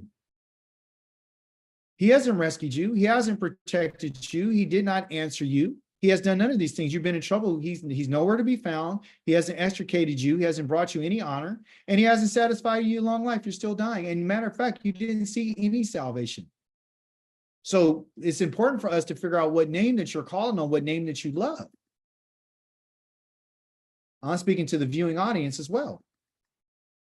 So when we talk about Yah's love and we talk about who he is and we talk about his name, that's what's included in his name. Protection's in his name. Rescue is in his name. His response is in his name. All that is in his name. Bringing you out, satisfying you with food, long life through food. Okay. Why? For I am Yahweh. There's your Anoki Yahweh. There's the Ani Yahweh. Elohim, who stirs up the sea, who makes the waves roar. Yahweh Zavaoth is my name. That Zavaoth again is for battle. I'm ready to go to war. I'm ready to fight, and I'm ready to put people down. I have put my words in your mouth and covered you with the shadow of my hand in order to plant the skies anew and lay the foundations of the earth anew, to say to Zion, you are my people. Now, I read this. Of course, I'm sensitive. I said, Yah, you're going to say this to us? He says, yes. Yah is telling us that I want to speak to you. And this is what I want to say to you. I want to say to you that you are my people. This is the reason why I got to come and I got to fight for you. This is the reason why I'm letting you know I stir up the sea, because when I come, the waves are going to be roaring. The earth, the sky is going to vanish. The people on the earth are going to die. But I want you to know that I am going to put my words in your mouth, and I have covered you with the shadow of my hand, like I did Moshe, to protect you from when I do come. And when I plant the skies anew, you won't be killed. When the foundations of the earth are shaken and made anew, then you will stand. And I'm going to say to you, Zion, that you are my people. This is only after Yahweh has revealed his arm, people. So when I tell you that we're not his people at this moment, what I'm telling you is not that you're not his people. What I'm saying, he hasn't said it. You can say it all you want to, but it's not about what you and I are saying, is it? It's about what he says. And that's what we want. We want him to say this. So in your prayer that I recommend that you pray is you need to say, Yahweh, say that we're your people. Say that I'm your people. When Yah says this, that means that he's coming and that he's already delivered us. You understand? He's coming to deliver you and I. See? Okay? So you want Yah to say that and you want to pray for that. So now the Most High asks the question, what should I do here? Asked Yahweh. Since my people were carried off for nothing, their oppressors are howling, saying, Yahweh, and my name is always, howling says Yahweh, and my name is always being insulted. So when Yah told us earlier that you guys are being insulted, don't worry about it. He's saying, I'm being insulted as well, daily. People are insulting Yah's name. And the way that they're insulting is saying that several things, okay? Number one, they would ask you and I, well, where's your God? If they knew who they were, the children of Israel, they asked, well, where's your God thing? Because they always mention it. Where's your God? Where's your God? If you're the children of Israel, yeah, right. See, so we're waiting for Yah to show up so he can prove to them that we're his people. You see? Because that's what he's going to do. That's why he keeps saying, therefore, my people will know my name. When? Therefore, on that day, they will know that I am the one. I am the one. I'm the Akkad speaking. Here I am. Yah is going to appear, and you and I are going to know his name. Knowing his name doesn't mean that you're going to be able to say YHWH. Knowing his name means that you're going to see everything that his name represents. And that's the purpose of the class today, is for you to understand that just knowing his name is not saying his name. Knowing his name is just not knowing the four letters of his name. Knowing his name means to have an experience with Yah. To know Yah means to yada. Yada right here means to know. And if you notice, the word yad is inside yada, and yada is a hand. Do you and I know the hand of Yah? Do you and I know the power of Yah? That's the question. Have we seen the power of Yah? No, we have not.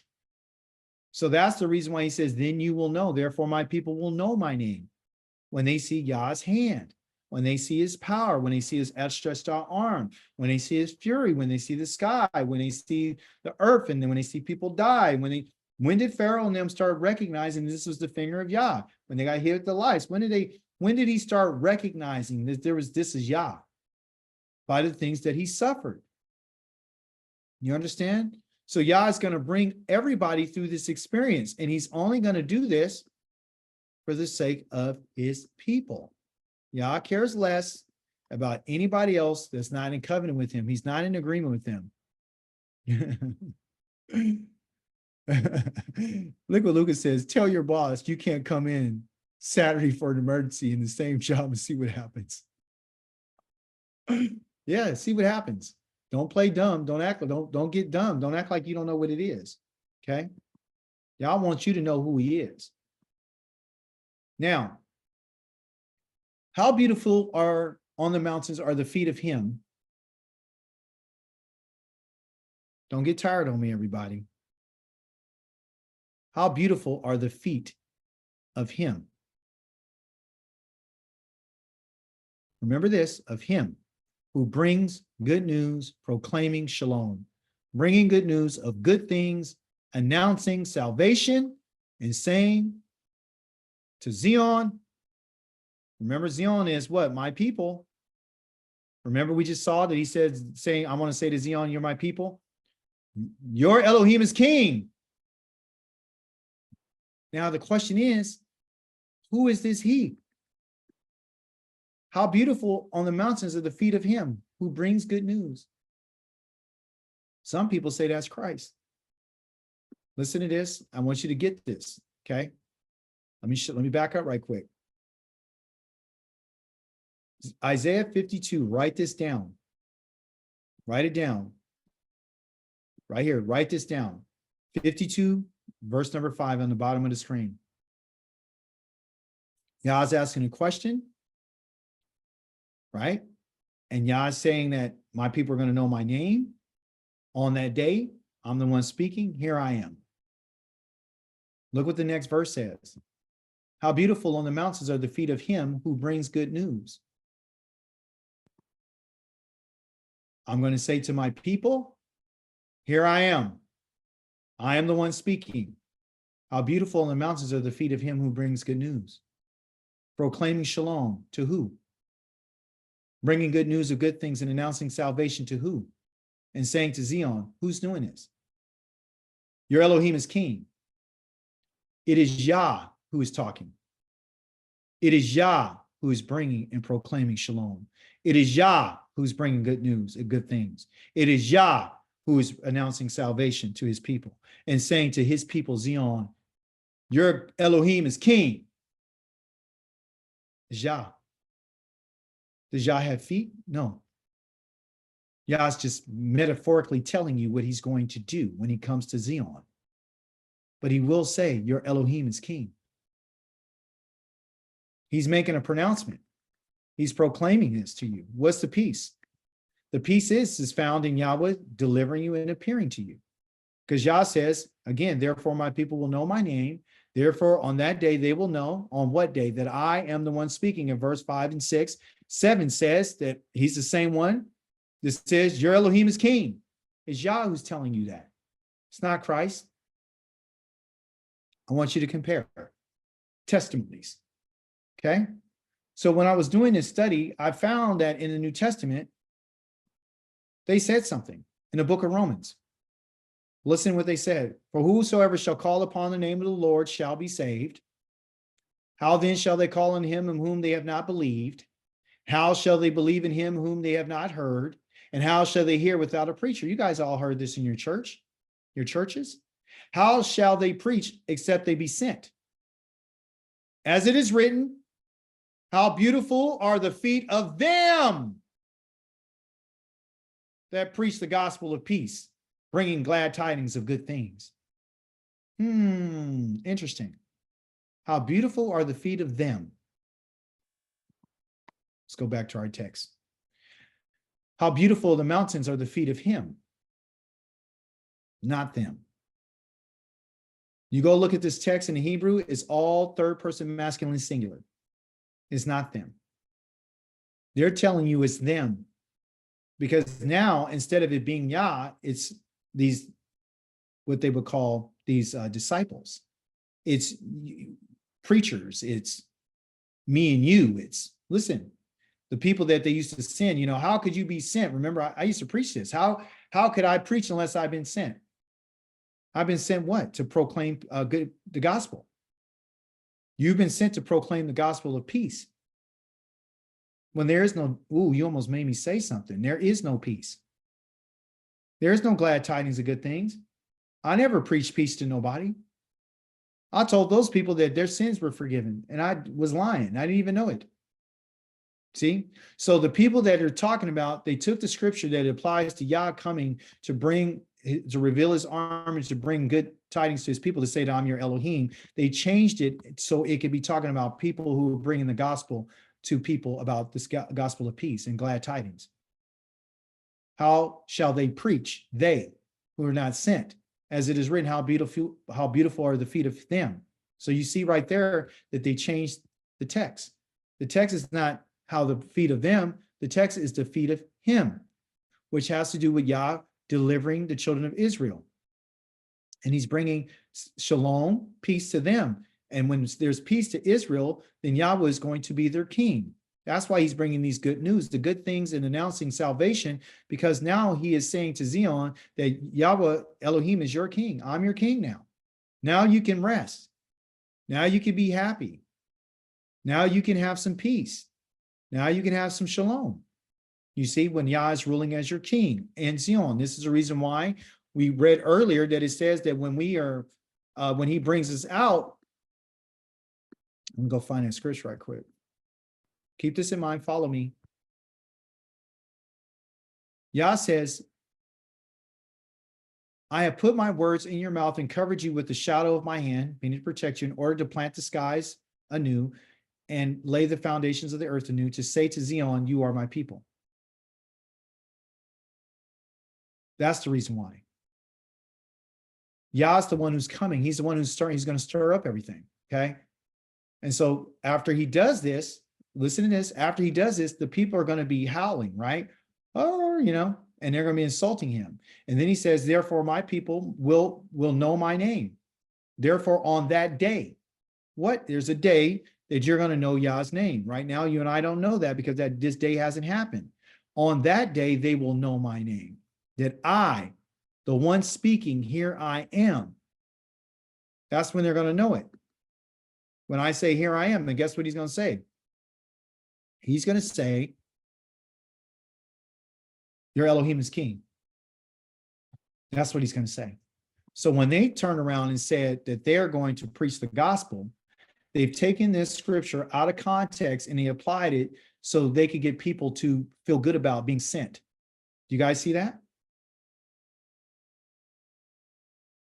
So they ripped out Isaiah chapter number 52 and put it in Romans. So when they go out and preach this gospel, they're thinking that this is what the Tanakh was talking about. No. This is another lie, okay? Now, it says, listen, your watchmen are raising their voices, shouting for joy together, for they will see before their own eyes Yahweh returning to Zion, not Christ, Yahweh. Break out into joy. Why? Because Yah's coming. Sing together, you ruins of Yerushalayim, for Yahweh has what? Comforted his people. And this has to do with Yah's arm. When Yah has comforted his people, he's only going to do that when he appears, and he's going to do it with the arm of Yahweh. Okay? Because when he appears, he's only appearing to show his arm. He's only appearing to show his strength. He's only appearing to bring comfort to his people. Okay? And he's also redeemed Yerushalayim. And we know today the Yerushalayim is not redeemed. See, so we know at this moment that this hasn't happened. This is a future prophecy. Okay? What else is about the arm of Yahweh? So you can see right now, this is different than what we've been taught. It says Yahweh has bared his holy arm in the sight of every nation. And all the ends of the earth will see the salvation of our Elohim. Okay? So a lot of people use this, especially Christians, to say that this is talking about Christ. Christ is his holy arm that's been revealed in the sight of every nation, and all the ends of the earth will see his salvation. Saying that Yeshua is the salvation of Yah, which is not true.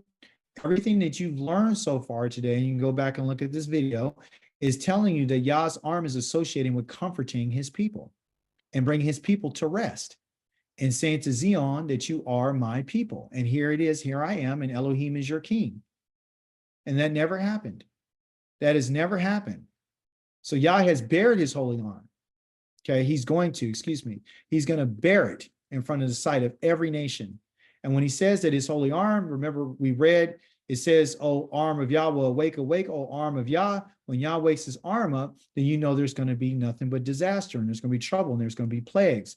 There's going to be mourning, there's going to be pain, and there's going to be all kind of sorrow. There's all going to be all kind of signs, and he's going to do this in the sight of every nation. That's why he's telling us, look up in the skies, because they're going to vanish, and look on the earth, because the people on earth are going to die when Yahweh's glory is revealed. So his arm is only revealed inside of every nation to comfort his people because they've been mourning. So now I'm going to remove the mourning and I'm going to comfort them. So what Yah's telling us is before comfort is going to be mourning. After the mourning, then you're going to get comforted. Right now, you're faced with labor and hard work and stress.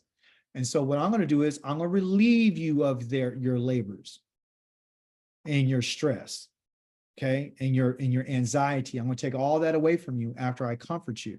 Once I bring you out to rest and relief, now you can worship me. And you could give me good worship and you could give me good praise because of what I've done for you. See, because right now you don't recognize, you think that I've done something for you. I haven't done anything for you yet. Not what I'm going to do.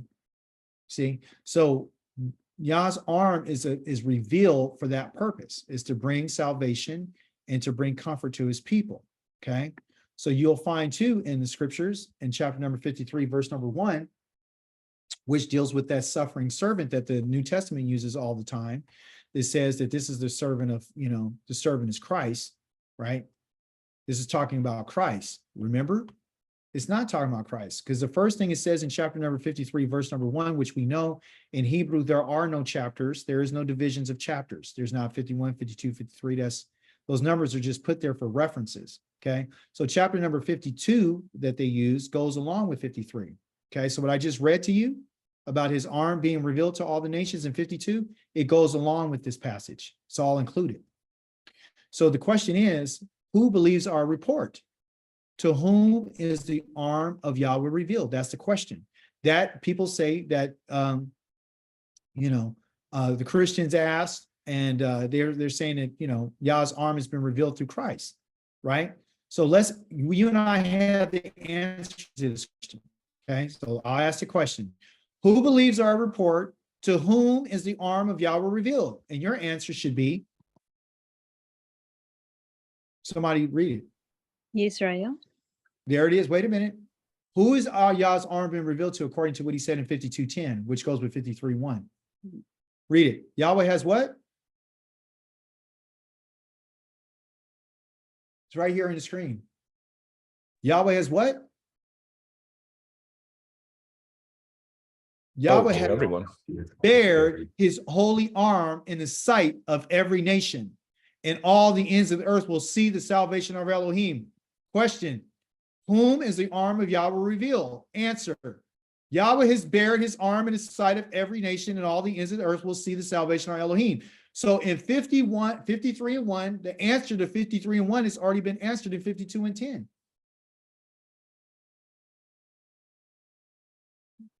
The people who are asking these questions are the nations.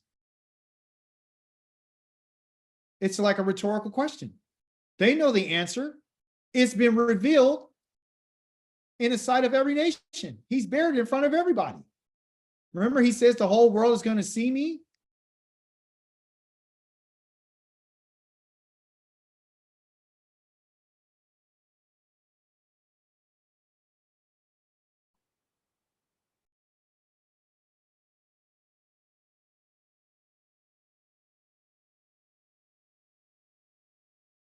The arm of Yahweh, clothe yourself with strength, awake as in the days of old, in ancient generations. Wasn't it you who hacked Rekav into pieces, reminding you about Egypt, and who pierced the seed monster, which is Pharaoh? Wasn't it you who dried up the seed, giving us an account about what the arm of Yahweh is going to be? Isn't it you, the waters of the great deep, that you made to see the bottom of the road for the redeemed across? That's Yah's arm. Okay. Yah, those ransomed by Yahweh by his arm will return with singing to Zion. They're going to sing there with everlasting joy and gladness, because sorrow and sighing will flee. Why? Because Yah comforts them. I'm the one who's going to comfort you. So why are you afraid of a man who's going to die? Because I'm going to kill them when I show up. A human being who's going to wither like grass, he's going to wither because when I show up, he's going to die. He's going to die. But you're going to be set free. I'm the one who stretched out the heavens. The same power that stretched out the heavens and the earth and laid the foundation of the earth is the one that's going to come and redeem you. You're going to be set free. And it's because you love me. I'm going to protect you. You called on me. I'm going to answer you. Why? Because you have the Torah. When the trouble comes, you're going to be the one who's going to call. I'm going to extricate you. I'm going to bring honor to you. I'm going to satisfy you. I'm going to show you my salvation. I'm the one who stirs up the sea, who's going to make the waves roar when I show up. I put my words in your mouth and I covered you with the shadow of my hand to protect you in order to plant the skies anew and lay the foundation of the earth. Says Yahweh Zavot. Does Yahweh say to Zion, you are my people. So what should I do here, asked Yahweh, since my people were carried off for nothing? Their oppressors are howling, says Yahweh. Why? Because I'm coming. And my name is always being insulted daily. Therefore, my people will know my name. When? Therefore, on that day, they will know that I'm the one speaking. Here I am. How beautiful are the feet of him who's bringing good news and proclaiming shalom to who? The people who are going through it, bringing good news and good tidings and announcing salvation to Zion. The people that I just said, here I am. Your Elohim is king. I'm king on the earth now. Then these clowns turned around and said that you're talking about preaching the gospel. I'm not talking about preaching no gospel for them. I'm talking about me coming. Yahweh has bared his holy arm in the sight of every nation when he comes, and all the ends of the earth will see the salvation of our Elohim. So when they ask the question, who believes our report? It's the nations that are asking this. It's the kings of the earth saying, to whom is Yah's arm been revealed? It's been revealed to them. And Yah's going to reveal it because his arm is not too short to save, nor is his ear too dull too dull. Means he's going to hear you. When he says it's too dull, when he says you're going to call on me, I'm going to answer you. It is your own crimes, Israel, that has separated you from your Elohim.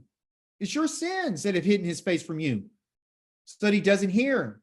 But he's saying, even though it's your sins that have hidden my face from you, I can still hear. I just don't want to hear what you got to say right now. Yahweh saw it, and it displeased him that there was no righteousness. And then when you read in chapter number 59, it talks about all the crimes that Israel did. And he said, there's no justice, there's no righteousness. Giving us a clue about the time of him coming. He saw, because he asked a question, is my arm too short to save? When he's talking about bringing his arm, remember I told you in the beginning of this teaching, it has to do with, is something ready for maturity? Is it ready to reap? Is it time? And he's saying the time that I'm going to come and the time I'm bringing salvation is going to be at the right time. Yahweh saw it. It displeased him that there was no righteousness.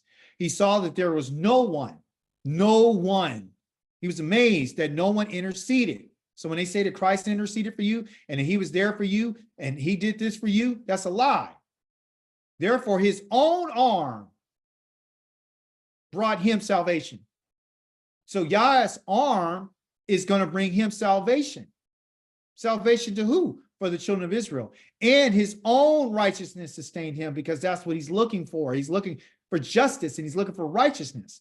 And there's no justice. There is no righteousness. There is no salvation right now. That's what he's saying. So guess what he's going to do?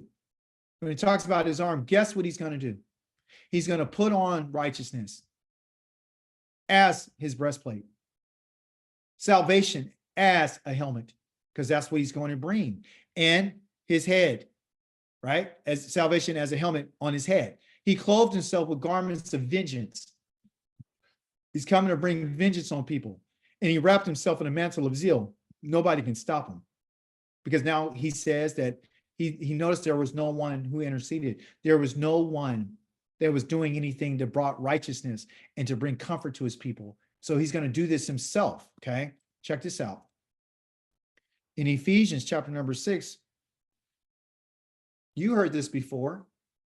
Finally, my brethren, be strong in the Lord and in his power of his might, and put on the whole armor of God, that you may be able to stand against the wiles of the devil. For we wrestle not against flesh and blood, but against principalities, against powers, and against rulers of darkness, this world, against spiritual wickedness in high places. Wherefore, take unto you the whole armor of God, that you might be able to withstand the evil day, and having done all, to stand. Stand therefore, having your loins girt about with truth, and having on your breastplate of righteousness, and your feet shod with the preparation of the gospel of peace. And above all, taking the shield of faith, wherewith ye shall be able to quench all the fiery darts of the wicked. And take the helmet of salvation, and the sword of the Spirit, which is the word of God. You've heard that. Do you see what they just said? They just said, take on the whole armor of Yah. What did Yah just say? Isaiah 59:17. Yah is going to put on his breastplate. It's not their breastplate to put on. They can't bring salvation. They're not coming for vengeance. They're talking about flesh and blood. They're talking about, we don't wrestle against that. We're fighting against spiritual powers. What's interesting, because when Yah mentions in Isaiah 59 and 17, he's coming to bring righteousness on the earth because there ain't no righteousness on the earth. So he's not coming to fight spiritual powers and spiritual wickedness. Yah's coming to defeat people who both have physical and spiritual. The flesh and blood that they just told you that you're supposed to be fighting in Ephesians. Like, they have the audacity to say that you're supposed to put on the whole armor of God, as if the Most High is going to allow you to put on some armor that belongs to him, as if you're righteous. Do you see the problem with Christianity? Do you see the pomp? Do you see the arrogance? You see how they twisted it and said that we don't wrestle against flesh and blood, to get you off that you're in bondage and that you're dealing with oppression. Now you're just dealing with the devil, and you're dealing with principalities and powers, the stuff that you can't see, spiritual wickedness. So therefore, instead of you having some for real armor on, we're going to tell you to take on God's armor, so you can withstand in the evil day. What day? They know, ooh, he almost made me say something. They know that this day that they call the evil day, they know what that day is. They know, they know that day right there is the day that Yah is coming. See, but they spiritualized it to make you think that you're standing against somebody that's evil, up against a power. But this is the day of Yahweh's, of the arm of Yahweh. They just turned it and they perverted it. You understand? So they know it. That's why they put the evil day. See? So that's the danger of the New Testament. See, instead of you saying that Yah's coming for vengeance, they're telling you to put on the breastplate of righteousness, not Elohim. But you know, Yah's putting on his breastplate of righteousness because his name is Yahweh Zavaoth. Now let me show it to you. Okay. So going back, when Yah calls himself Yahweh Zavaoth, where's it at?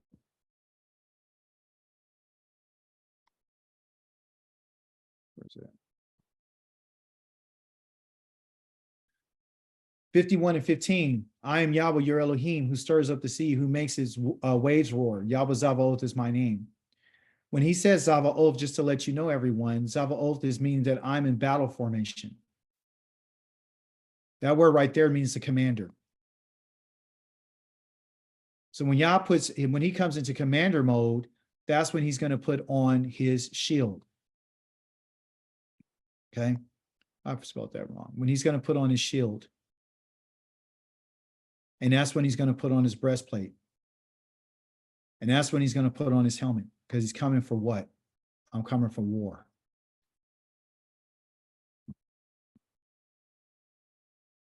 That's why everything, he's going to do all the stuff that he's doing. That's why he's telling you this.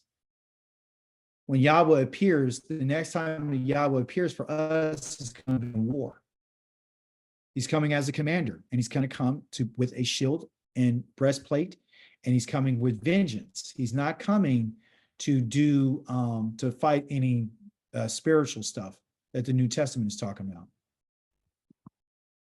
And then when he rules and he gets what he wants to bring, then salvation is going to be there and comfort's going to be to his people.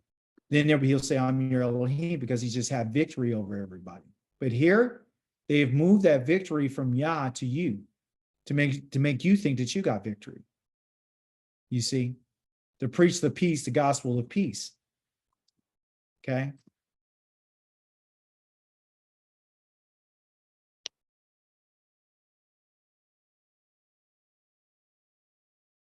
I hope you guys were able to gain some understanding today about what the Most High is talking about, him coming and how it is when he appears and what he's going to do. Anybody have any questions or contributions?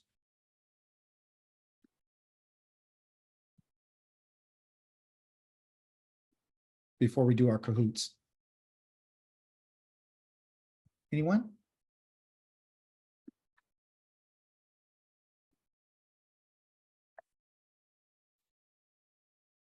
Well, Akiko David, I just want to say this was a really interesting topic, also a really interesting lesson.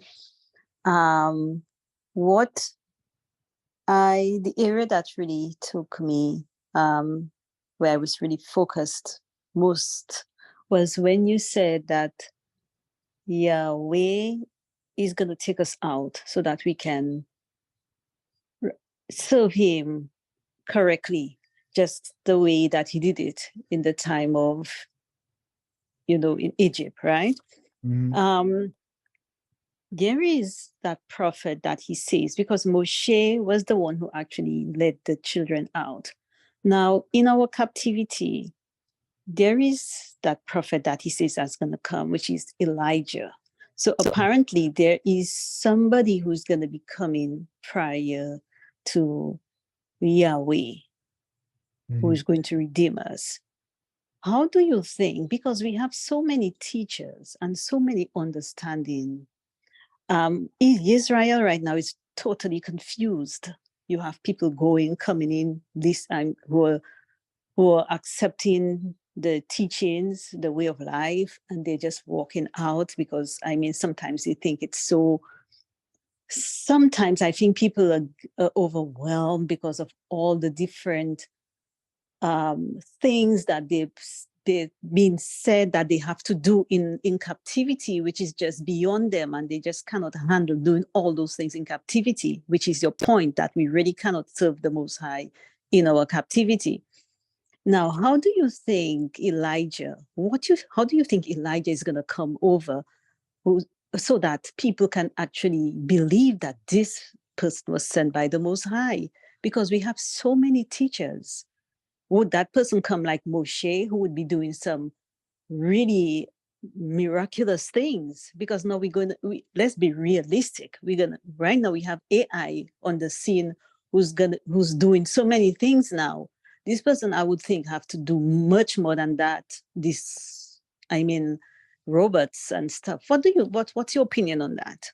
Those are great questions. My opinion about it is this. Now, when he talks about Elijah, right, Eliyahu, when you look at Eliyahu in his story, right, his name alone means El is Yah. His name is declarative. He's saying that El is Yah. Yah is El, like Ele, my El is Yahweh, right?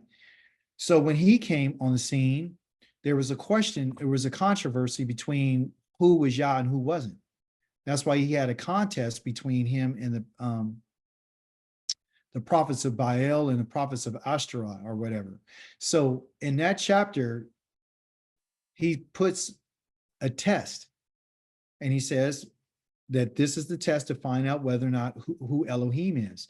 And the element that was used is he called down fire from heaven. Okay. So in the book of Malachi, when it says before that great and terrible day, he's going to send Eliyahu, which name means my El is Yah.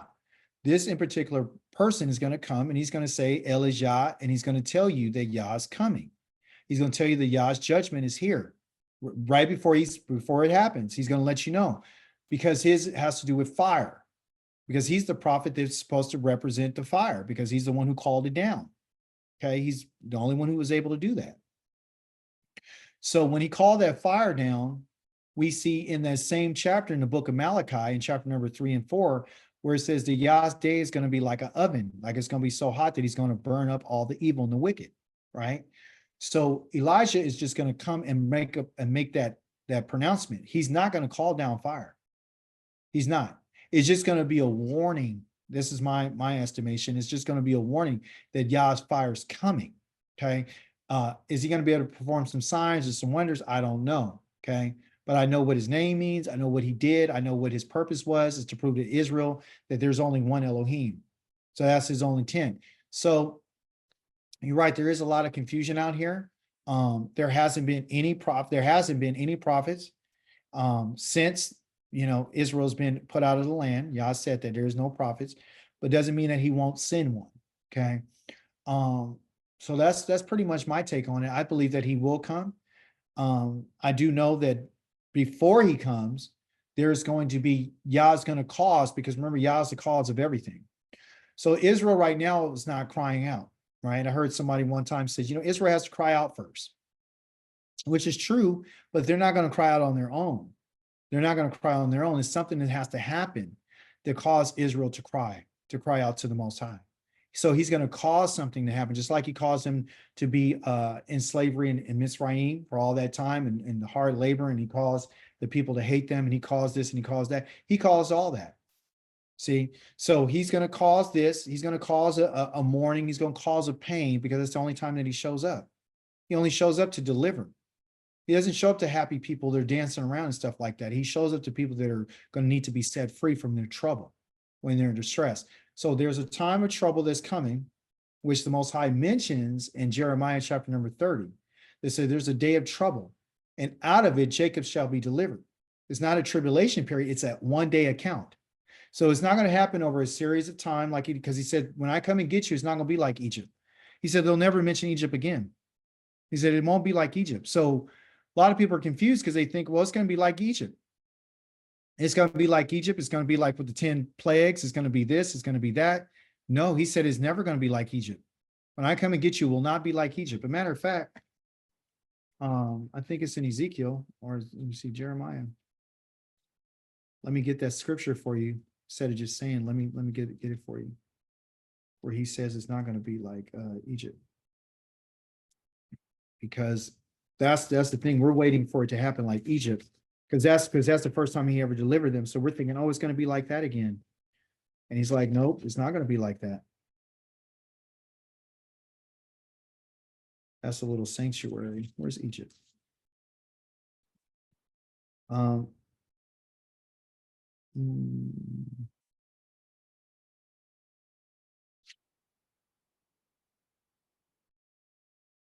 Where's it at?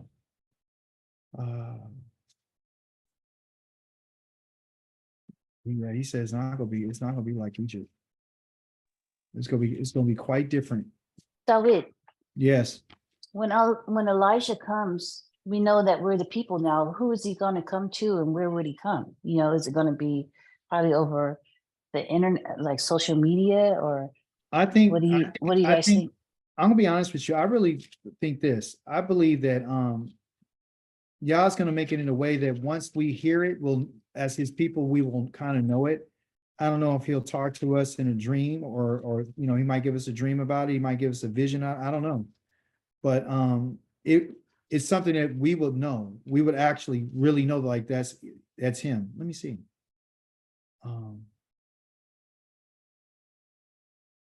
Yeah, he said it ain't gonna be like Egypt. I gotta find that. I don't have it right now, but I know it's the scripture. He says it's not gonna be like Egypt. He said the time when I took you out, it'll never come into your mind again. You will never think about Egypt. Oh, look at there. No. Okay. No, I want to verify. Yeah, I just think it's going to be something that we're all aware of. I think it's going to be something like, this is good, you guys. Remember when Elijah, when he did he did those signs to that woman? Do you remember when he came and to the woman who didn't have any food? Remember what he told her? Yes, I did. Okay. So when Yah mentions Elijah, right, he's saying, okay, just like today in our Torah portion, he mentioned Abraham and said, your fathers didn't know me when I appeared to them. So go all the way there and find out when he appeared to them. What did he tell him? He said, this is what you need to be. I didn't put it in our slides today, but Yah also appeared when he talks about how he appeared to our ancestors in Egypt and told them to do certain things, and they didn't do it. Like, get rid of your gods. I didn't put that in our slides. We didn't have time for it. What I'm saying is, when Yah's dealing with, he mentions Elijah, he's saying, go look at his life and look at what happened with him. He went and he instructed that woman to do certain things. Do you remember? He gave her clear instructions. Okay. This is my opinion. Yah is going to send Elijah. He's going to warn us that Yah's coming, and he's going to tell us to do something like Moses told the children of Israel to go kill a lamb and such and forth. I don't think ours is going to be kill a lamb, but we're going to have to follow instructions about what Elijah tells us to do before that day comes. And if we do it, then you'll be saved. That's what it's going to be. Because it's always based on instruction. Just when Moses gave out the instructions, he said, go and do this and put the blood over your doorpost and it'll pass over, right? So they had to be able to respond to the instructions. So whatever it is that the Most High would probably convey to him to tell us to do, you and I are going to have to make a decision to do that. It's not going to be something outlandish like, I'm going to need you to do a sign or nothing. It's like maybe just stay in your house. Don't come out your house. Maybe it's that. But whatever it is, it's going to be some instructions associated with it. Because Yah doesn't do anything without giving people instructions. That's what I'm saying. He never does anything without telling you in advance. So it's going to be something.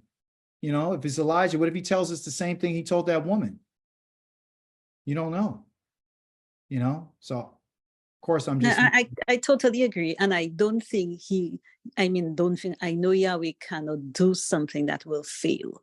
So it has to be something that all Israel will say, oh yes, finally, this is it. I'm sure. Thank you. Mm-hmm. Yeah, it's going to be something that all Israel would have to do, right? But we also know that Yah is coming himself, which changes the game. So Yah's coming. He's going to send somebody to probably tell us what it is, right? To tell us what it is. But ultimately, Yah's the one who's coming. He's not sending Moses. He's not going to send somebody to teach us anything. He's not sending nobody. This is an exilic. This is an exile move. This means I'm going to deal with you. I got to come and I got to reveal my glory to the world. So I'm not coming because right now they were all located in one position or one place. They're in one land. See, we're scattered to the four corners of the earth. That's why Yah says, I'm coming, because he's going to make himself known. He used all Egypt is a template about what Yah plans on doing and showing the world. Remember, he told Pharaoh, I've done this up to this point so I can make a name known for myself to let them know what I'm going to do. I want them to know my reputation. So I give them the story. I tell them what it is. And I told them that it's because of my people. But remember, Moses kept telling them he's the God of the Hebrews. So when Yah shows up, everyone's going to know this is the God of the Hebrew people. And then he said, I'm going to make a difference between my people and your people. So you're going to see the difference between Yah's people and everybody else. So when if he decides to kill the firstborn again, who knows? Who knows? What if he kills everybody around you except for you, and you guys are the only ones standing, like he said in Malachi? You don't know. But it's going to be something miraculous. It's going to be something that they'll never forget. It's going to be a time when, Yah appears, and he's going to appear. But those are the conditions. You're going to be mourning before I come, because there's no reason for me to come when you're laughing and joking and having a good time. I'm going to put some pain, and you guys are going to be crying and mourning and grieving, and then I'm going to come and deliver you. And it's going to be on one day. And it's going to be over 7 years and none of that. It's going to be one day event. You can find that in Jeremiah chapter number 30. Thank you for your contribution. You can start recording now, Lucas.